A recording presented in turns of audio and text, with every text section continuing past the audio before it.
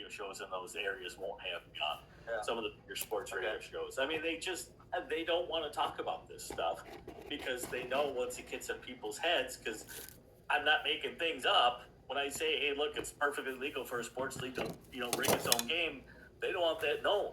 They don't want that widely broadcast.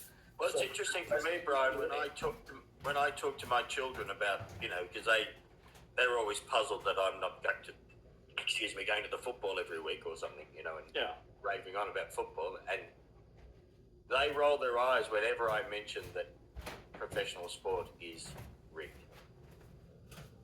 You got to get them one of Brian's books for Christmas. It's not too late. It's a great idea. So, you better get them a book and tell them to read it and give you a book report in the end. John, any more questions before I let you go? Because you're making a little noise. Okay. Did Brian write another book about disaster capitalism, or am I thinking of someone else? No, I wrote a book called Disaster Government about continuity government national emergencies in the United States. Oh, wait. That's interesting. I like that. Is that on your... Oh, yeah, that one. Bonjour, good day. Thank you for joining me on this, the day in the year of our rulers, the 19th of December, 2025. We'll let this continue on for just a little bit more while I settle in, but we're going to have some fun with it. 13. Yeah. Man, we should have had you back on the show. My show bookers were way off the ball. I had no idea you were so prolific. So give us some goods on that. That's our kind of stuff too. It's been a long time since any of that research. I didn't really stick in. We're going to do a little Kintsugi in today's video. I have a few items that are long overdue to be Kintsugi'd. The brain as much as the sports stuff did. But, that was basically, I was always interested in these ideas of that the government, the United States government, could, take over your life in the event of a national emergency, and how the government planned to survive during a nuclear war and that sort of thing. And as I was fascinated by the idea of these underground military bases, did they exist, did they not exist? And so I decided after I wrote the fixes in it, while I was still getting all the information from the FBI for larceny games, I said, well, let me do a little research. We'll start with this guy. Now, if you don't know about Kintsugi, it's very simple. The art of gluing back together pieces of porcelain comes from ancient China, where some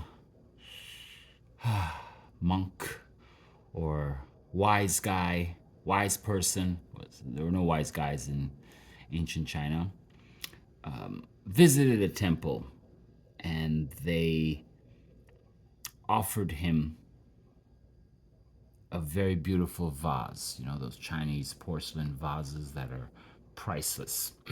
So he was offered this, and of course he was very touched, but in all his travels he had gotten many vases of this nature, so there was really nothing special about this vase. Thank you very much. That is his vase in this monastery, temple, what have you. Now, while the wise man, the guru, was away, the teacher was away,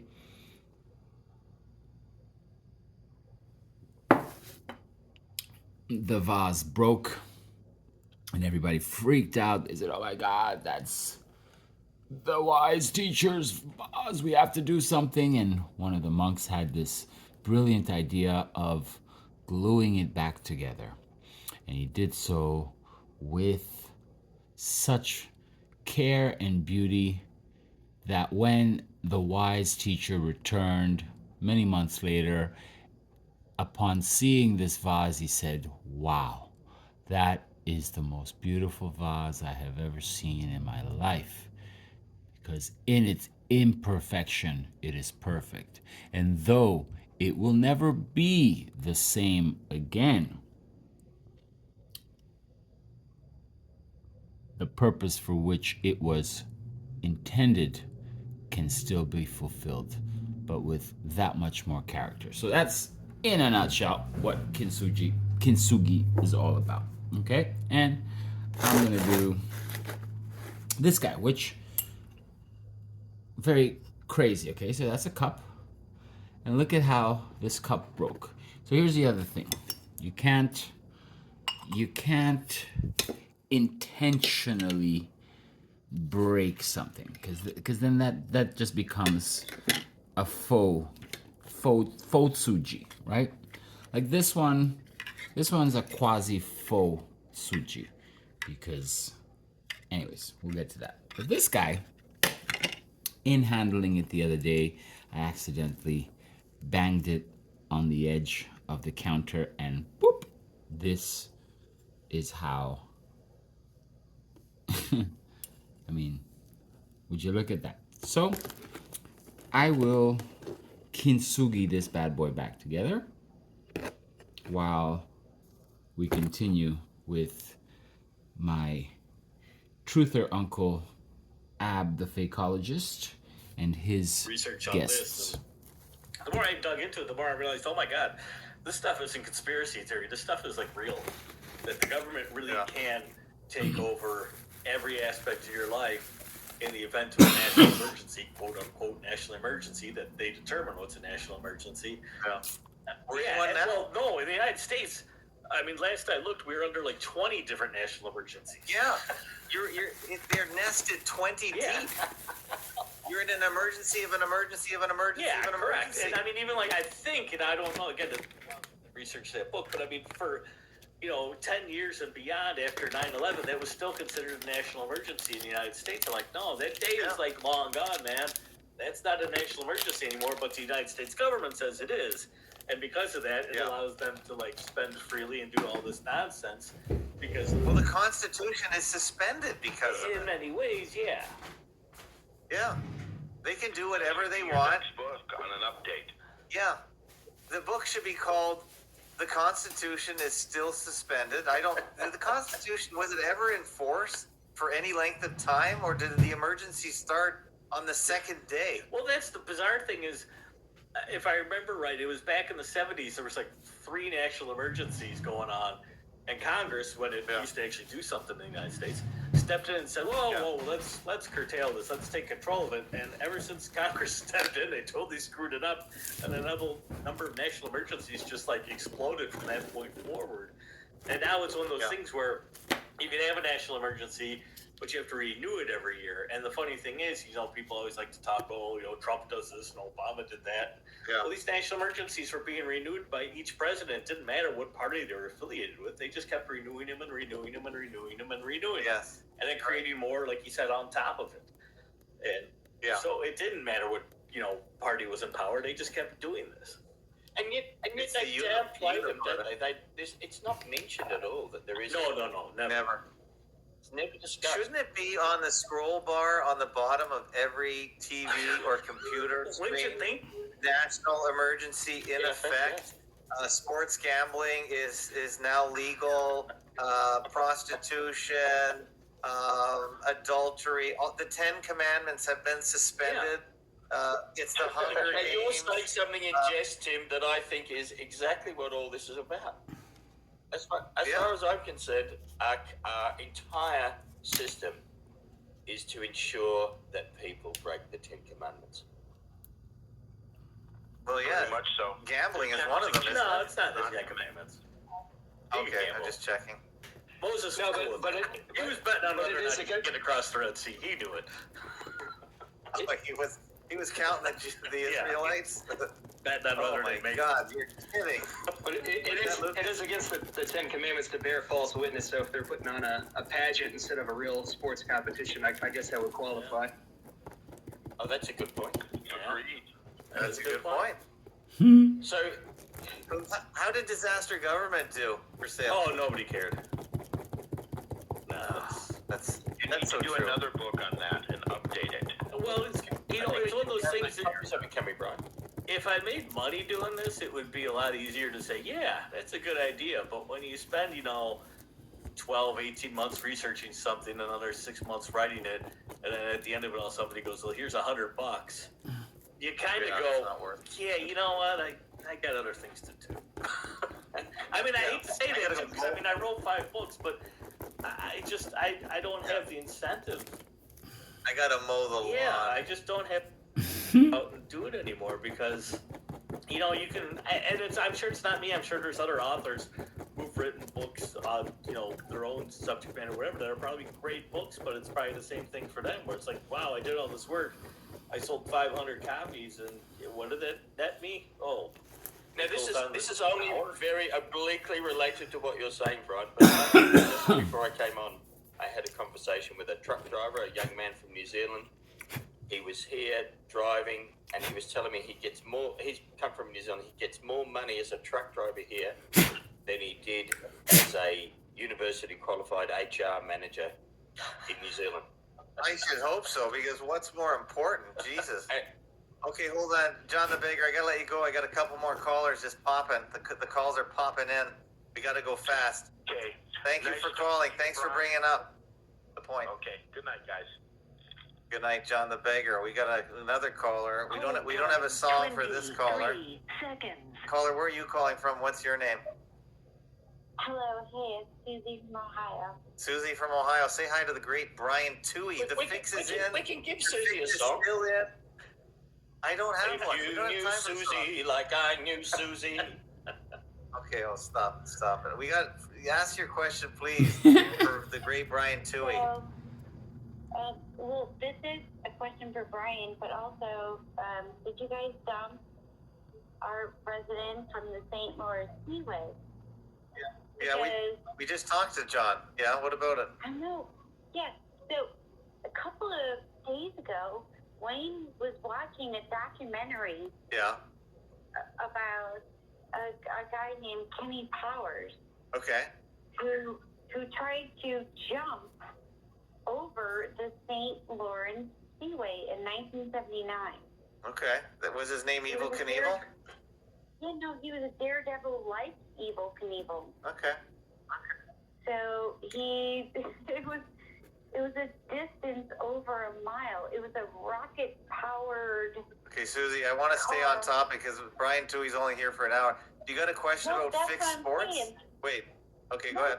Well,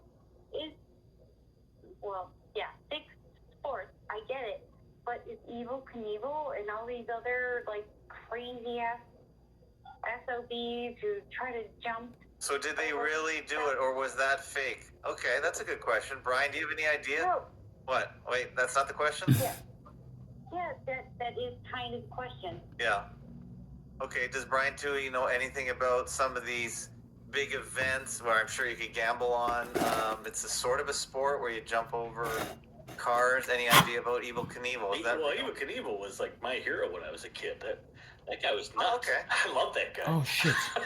But I'm sure that was real. It was just, you know, if you look at the kind of For that a motorcycles piece. they had back in that day, the motorcycle he was Yeah. on, I mean, it's nothing like what these kids are using today to do the backflips and that sort of thing over the mountains. I mean, he was riding like a regular standard Harley Davidson and doing these jumps, which is why he always kept crashing and flipping off and breaking all the bones in his body. But no, I mean, I think that stuff was real. But I mean, I think that goes to show you that, you know, that wound up on the Wide World of Sports and in Sports Illustrated and that sort of thing. And it was considered as much of a sport as, you know, the NFL or Major League Baseball or what have you. Yeah. I mean, I think it just goes to show that, I mean, again, that spectacle, that entertainment can be considered a sport as well as the stuff that's supposedly, oh, this is really a hardcore sport, you know, that these guys are practicing and, you know, risking their lives doing it. It falls under that whole sports entertainment umbrella. And there's not really a difference between Evil Knievel and these guys. Yeah. Okay, Susie, I gotta let you go. I got 6 more calls. That's nice, eh? Yep. Look at that. I get it. That came out nice. An umbrella. Bye-bye. Yeah. Okay, thank you, Susie. Okay, there one. goes Susie from the Fakeologist Discord. And we got another one coming in here. Where is this coming from? 22 seconds.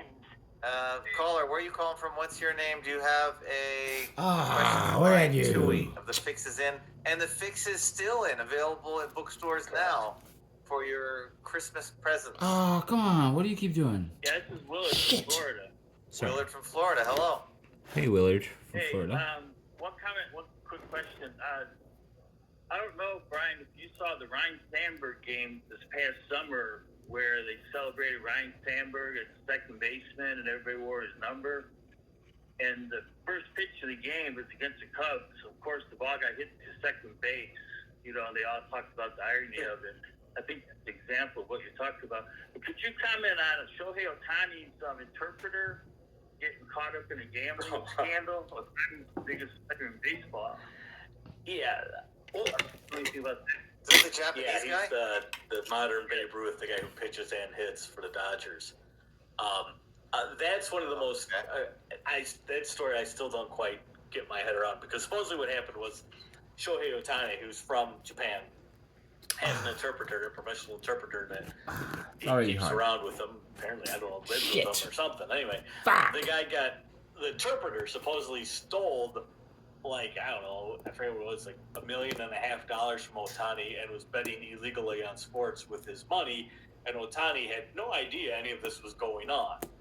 And the Major League Baseball investigated this, I think, for all of like 48 hours.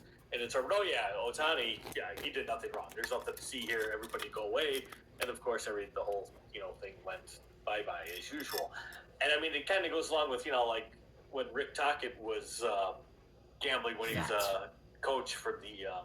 Anyways, so since I think I'll wrap it up here, since obviously my thing dried in 2 seconds, so I wasn't able to use any more of it. So it's kind of, as you can see, it's a very, very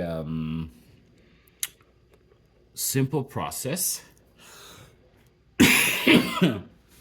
And then once this dries, I could either leave it with the little bumps, or I could then take a fine blade and so voila, the cup will be a cup again, and you may drinketh from it. Kind of cool, eh? So nice break too. I mean that's a really lovely break right there and right there. So fun. I'll see that every day. So I was gonna say some more, but I think enough said. So short and sweet, Kintsugi, piece yourself back together, and you can carry on as you were, with a little more character, as they say. So, on that note, in that tone, until we meet again, ta-ta for now.